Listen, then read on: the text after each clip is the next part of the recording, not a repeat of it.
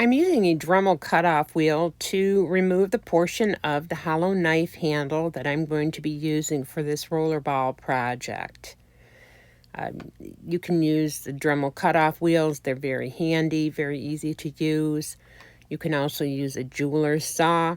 I have a mini band saw that I frequently use. And you don't even really need expensive tools. Something as simple as a hacksaw, which a lot of people have, is all you're going to need just to remove that portion that you want to use for your project. So I took it over to my electric belt sander and I cleaned up the cut edge, and I'm just touching it up on a sanding block. You want to get that all nice and smooth before you continue on.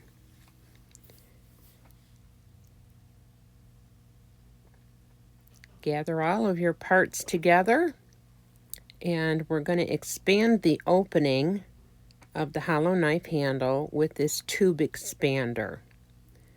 We have several tools on our website for rounding out the opening of the hollow knife handles. The tube expander works pretty well.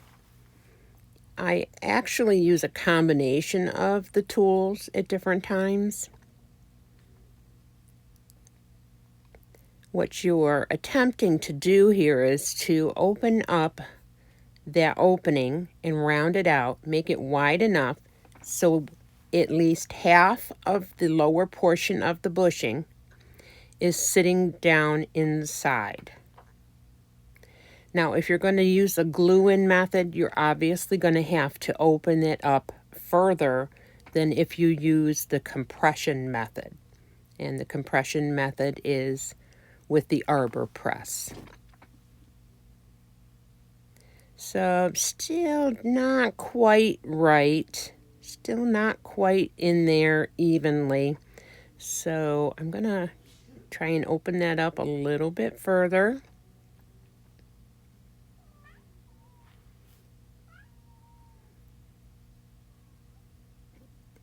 And as I find that it's still not quite right, I think what I need to do here is to take my Dremel with a metal grinding tip, and I'm removing a little bit of the inner edge. So it's a bit of a taper, about a 30-degree taper.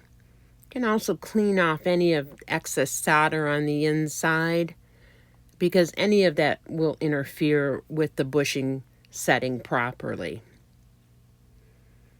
So here now I'm getting the fit that I'm looking for. I don't want it to fall all the way in, again, unless I'm gluing it. If I'm doing a compression fitting, I want it to fit about halfway in there. So this is a 30-millimeter tube that I'm using for this project. We also have 60-millimeter tubes. You want to install that, screw it onto the bottom of the bushing before you insert it into the handle. Now we have these little die setting kits that we produce, a couple pieces of acrylic, different sizes of holes, and what it does is it protects the threads of your bushing during compression. I have these little felt pads. They come with the little kit there that goes onto the flattener portion of your arbor press. And then you're going to just press and squeeze down. I just got a brand new workbench, and it looks like it's going to have to be attached to the wall because it wants to just tip forward. So I apologize for the way that looks, but you get the idea. Once you have that compression fitting done, you can fill it. We have tiny little metal funnels, and we also have plastic pipettes. And you can use either or both of those to fill your rollerball cavity. And then it's just a matter of pressing in the rollerball until it's snug. And there you have it. Now the cap, I am going to add a keychain to this cap. So I put a little bit of beeswax on my drill bit. There's a little divot in the top of the cap. We did that purposely so you could have things perfectly centered. I'm using a 1/8 inch drill bit. I just wanted to show you that from the side because this overhead view you really can't see exactly what I'm doing. But I'm putting in a 1/8 inch hole down through the center of the cap.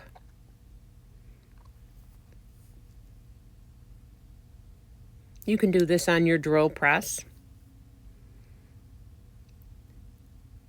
as well as with a hand drill.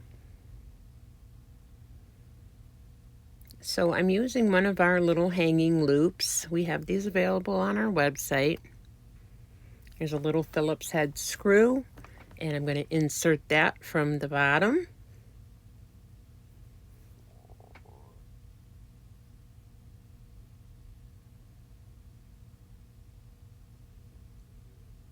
And then just twist the top portion on there. And I hang on to it, and then I use my little screwdriver to drive that screw up into the little hanging cap. For this particular project, I didn't like the size of the loop that comes with the hanging, so I put on a smaller jump ring, which was a 10 millimeter 16 gauge jump ring. It was a bit of a snug fit going through that hole, but I like a little bit smaller jump ring with this particular project. And just screw the cap on, and that's how you build one of these rollerball dispensers. These are awesome, unique, make wonderful gifts. Your customers are absolutely going to love these. And we sell those little heart keychains on the website. This is a rollerball removal tool that we will be having on our website. And when you want to refill, obviously you're going to have to pull out the rollerball to do so.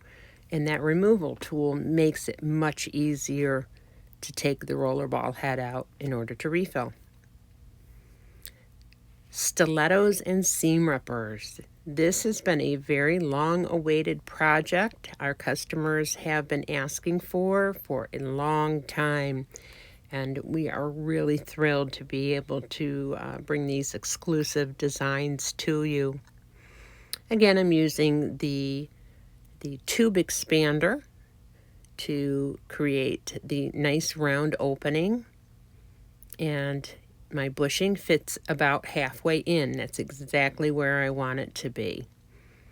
I went ahead and did the compression off camera, same as you're going to do with any of the parts. They're all going to compress the same way. The fit's a little bit snug, but that's okay. Those O-rings will wear a little over time, so you do want it snug to start with. That brings us to styluses. These are great for people that love styluses for touchscreen devices. I didn't show you the rounding, but I am showing you the compression on this because we don't need to protect the threads. We have no external threads on this bushing. But what I did is put the bottom into the hole on one of those little die setters, and that will keep the end from crushing. Then it's just a matter of screwing on the stylus tip. This is a super easy project, much easier than the ways we have shown you in the past.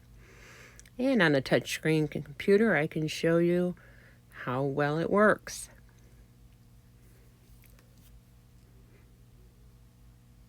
You can make so many beautiful, beautiful items. Check out our website and look for our hollow knife category, and you'll find all kinds of wonderful supplies for creating these great projects with your vintage silverware.